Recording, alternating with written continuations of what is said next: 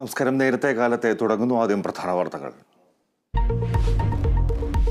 പന്തീരങ്കാവ് ഗാർഹിക പീഡന കേസിൽ പ്രതി രാഹുലിനെ സഹായിച്ച പോലീസ് ഉദ്യോഗസ്ഥന് സസ്പെൻഷൻ. പുറത്താക്കുക senior civil police officer Sarath ലാലിനെ. കൊലപാതക കുറ്റം ചുമത്താനുള്ള നീക്കം രാഹുലിനെ അറിയിച്ചത് ശരത് ലാൽ. രാഹുലും ശരത്തും തമ്മിൽ പണമിടപാടുണ്ടോ എന്ന് സംശയിക്കുന്നതായും റിപ്പോർട്ട്.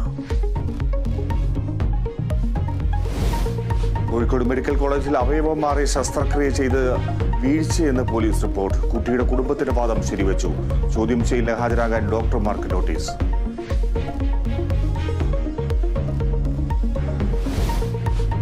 സംസ്ഥാനത്ത് ശക്തമായ മഴ തുടരുന്നു. കോട്ടയത്തും ഇടുക്കിയിലും പത്തനംതിട്ടയിലും red alert.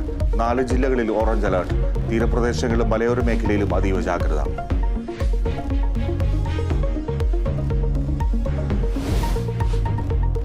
Bengaluru Kochi air India എക്സ്പ്രസിന് തീപിടിച്ചു. ബംഗളൂരു വിമാനത്താവളത്തിൽ അടിയന്തരമായി ഇറക്കി.